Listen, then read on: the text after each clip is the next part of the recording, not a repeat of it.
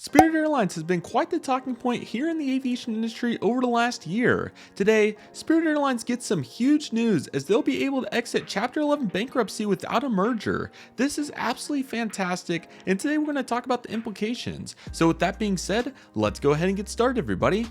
Spirit Airlines is going to get out of Chapter 11 bankruptcy, everybody. I hope all of you are excited for today's video as we take a look at exactly what's going on here with Spirit. We've been following this very closely over the last several months, and today we have a huge bit of news that we definitely need to talk about that really went under the radar for a variety of reasons. So with that being said, we're not going to waste any further time and go ahead and get into this simple flying article. So very much appreciate them going forward and making all these articles as they're always really good and so forth. So as I tried to get that ad gone here, let's just go ahead and zoom it in here to the middle and this will take care of it. So let's go ahead and get started, everybody. So let me get this aligned here. Spirit expects to emerge from Chapter 11 bankruptcy proceedings in the coming weeks after its plan of reorganization was confirmed by a U.S. bankruptcy court. The airline will exit bankruptcy in a private deal that gives the major bondholders control of the company. And that's exactly what you want in a situation like this, right? To have authority from somebody that's not your own, to be able to fine tune and fix up what you currently have going. So let's go ahead and talk about what exactly that means. Spirit gets court approval for go private deal. Since filing for I can't talk today. Let's try again. Slower down.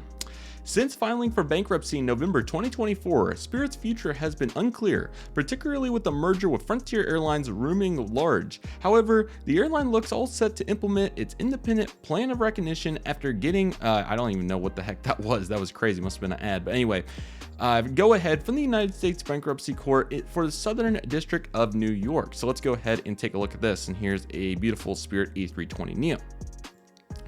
Bursting over the case, Judge Sean Lane gave his approval to the plan following challenges from the Department of Justice bankruptcy watchdog, the United States Trustee Program (USTP), and the Securities and Exchange Commission (SEC). Under its plan, the airline will pass company ownership over to its primary lenders, which include Sidell Advisors, Pacific Investment Management Company, and UBS Asset Management, as well as the following is very important: void existing equity shares, convert nearly $800 million of its debt into equity, which is a huge amount of money to go to equity, but that's exactly what they need to do here. Raise $350 million through new equity shares, which pretty much makes up half of it right there. Open a new $300 million revolving credit facility, which if they can handle that, which it appears that they can, that's all good, and issue $840 million of new senior secured debt to its existing bondholders. I'm not a financial expert, but all that's sounding really, really fantastic for the sake of this particular example. As you know, to get out of debt, this is like one of the only ways to do it. I mean, unless you're going to have somebody give you $1 billion to fix it, which I don't think we're going to quite have that situation. And here's another Spirit Airlines aircraft right here as well. And here we have Ted Christie, Spirit's president and chief executive officer. This is what he had to say. Quote, "We will emerge as a stronger airline with the financial flexibility to continue providing guests with enhanced travel experiences and greater value," end quote. When Spirit filed for bankruptcy, it was saddled with around $1.6 billion in debt and has been faced with a decline in demand as rival airlines offer more budget fares. As a result, the airline is planning on enhancing the passenger experience in line with post-pandemic trends. This will include a new premium economy product, seat upgrades, free Wi-Fi, complimentary refreshments, and more. And I think if Spirit Airlines integrates this well, they'll certainly be successful. I think Breeze Airways has really done a good job over the last couple of years. They are finally starting to make profit, and the structure of what they're going for with their Ascent class, along with the snacks that they're offering for purchase and the other products that they offer for purchase, I really feel like has them in a good area. So if Spirit can match that, once again, I think the big one's going to be that in the Economy Plus product. I think that would be huge, and just seeing what all they decide to implement with different fares and so forth would be pretty awesome. It's also worth noting that Spirit is going to add back cancel fees on their lowest fare, which I think as long as they're making that clear on how that works, that's a reasonable idea. And I think that's exactly what we're going to see more and more carriers do as we continue to move forward with their lowest fare. And most of them already do that, but just want to make that note as well.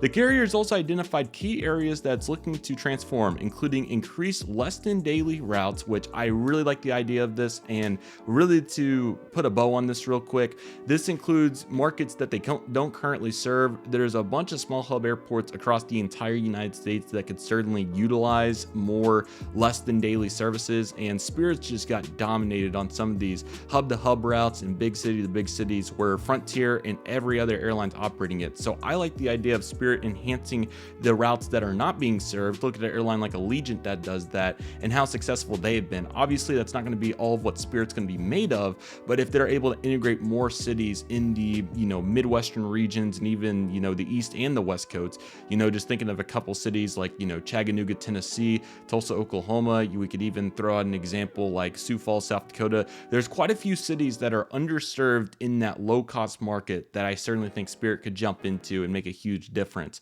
And I think we're going to be seeing more and more in that as the year and obviously upcoming seasons move forward. So definitely expect more of that, but it's certainly going to be validated here. Removing unprotected markets, which that pretty much goes into what I said, there's so many routes that they have right now that they're not getting any help on, but there's so many small hub airports across the United States that are willing to give incentives and willing to help out to get them to, guaranteed revenue. I just don't know why Spirit wouldn't take advantage of that at this point. They're looking for ways to bring stability to the company, and an incentive is stability to the company. You're going to make whatever you're going to make with no help flying Orlando to whatever. Let's just use New York, for example, but you're going to have a little bit more help if you're flying Fort Lauderdale to Tulsa and so on. Okay, here we go. And reducing capacity during off-peak periods. Frontier has especially struggled with this, but they finally helped out and perfected it. And American's also done quite a bit of this too. I think if Spirit can just work really hard to really maximize fleet utilization on Thursdays, Fridays, Sundays, and Mondays, and then fly their busiest demand routes on Tuesdays, Wednesdays, and Saturdays, especially during the day. Like, it's okay to have a couple of A320neos sitting on Tuesday, Wednesday, Saturday, but what you don't want to do is just keep operating daily services that are going to struggle on Tuesday, Wednesday, Saturday. They have failed on so many routes, and I think the biggest premise of that is all of your profit from the other 4 days is getting soaked up by the 3 days. So I really like the idea of Spirit flying high demand routes on off-peak days and flying these less than daily routes on peak days, because obviously the guaranteed revenues and so forth. That's what I would personally do, but that's certainly quite an analysis to bring to the table.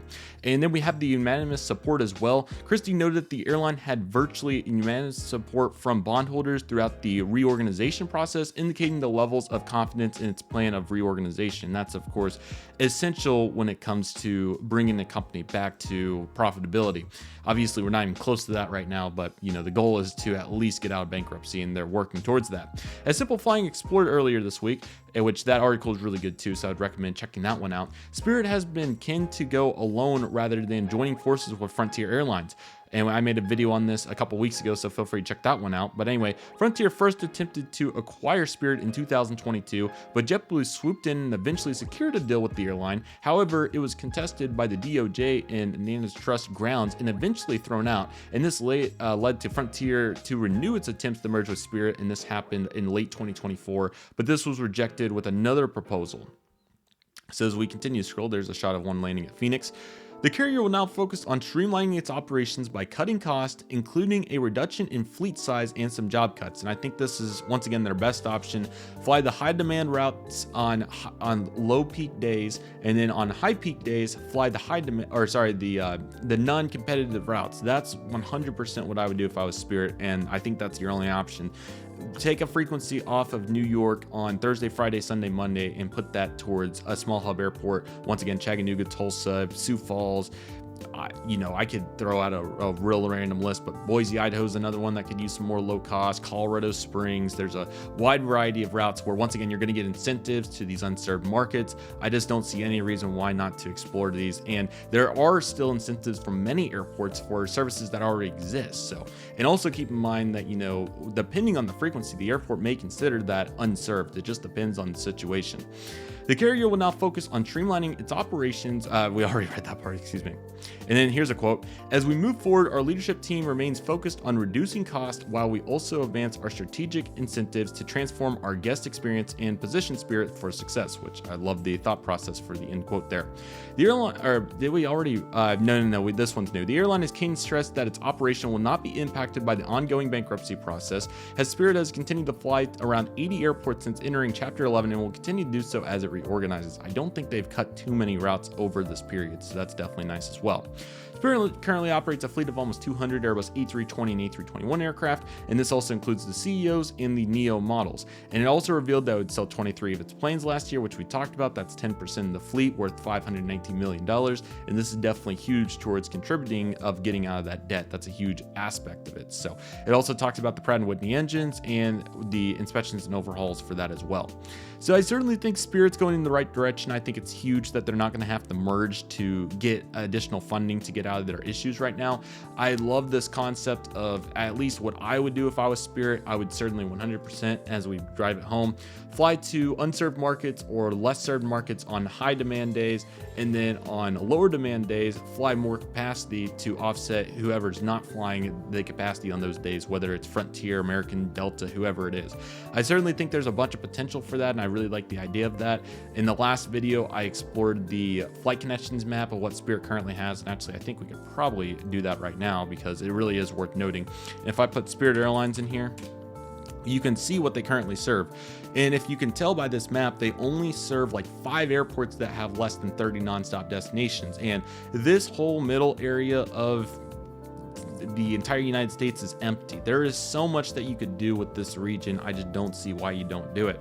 And once again, you know, there's so much demand and there's so many unserved routes that you could go off of. I mean, there's so much to use. They don't serve the state of Montana, Oklahoma, they don't serve Nebraska, they don't serve Iowa. There's so many states here. And once again, there's only a couple, and that would include Rochester, New York, which has been very successful. They've been very successful out of Birmingham so far. They've certainly been very successful out of Pensacola with hit or miss tries. They've also been successful out of Reno and Boise as well. And then also similar markets include Albuquerque, New Mexico. You could even compare Kansas City a little bit. You can see how successful they've been at MCI.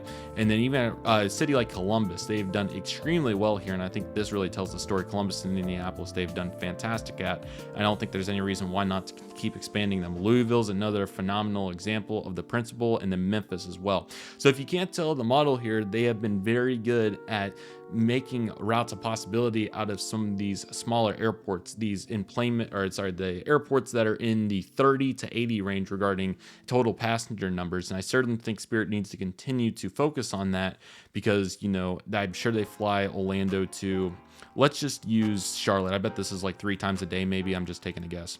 It's only 1 a day right now. That's crazy. I guess it's just 2, but you know, Atlanta, this one's definitely going to be 3 or 4. Yeah, there's 3 of them. So maybe take one of these planes and reallocate it to flying to Omaha, Tulsa, or one of these cities that's a little more underserved. You know, that's definitely my thought process when it comes to this. Or even George Bush has probably at least operated once, maybe twice. Yeah, twice a day.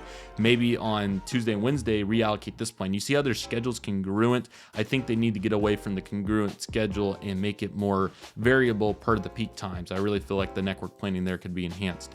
And you can see here they drop some days, but what's that plane doing on Tuesday and Wednesday? Is it sitting? What is it doing? Because on here, these schedules are congruent. There's no different times, and I admire that a little bit. You know, it's nice to have a nice congruent schedule, but you can only do so much of that before, you know, you're losing out on demand. And I certainly think Spirit could work on that a little bit, because once again, there's like the variation. There was like one time there where it changed, like for, yeah, as you can see on Saturdays, it comes in like 30 minutes later. Like, I don't know. But anyway, I'm really eager to see what happens. Let me know what you think in the comment section below. It's certainly going to be interesting to see what happens for Spirit Airlines, and we'll continue to follow it as we continue to go one step at a time.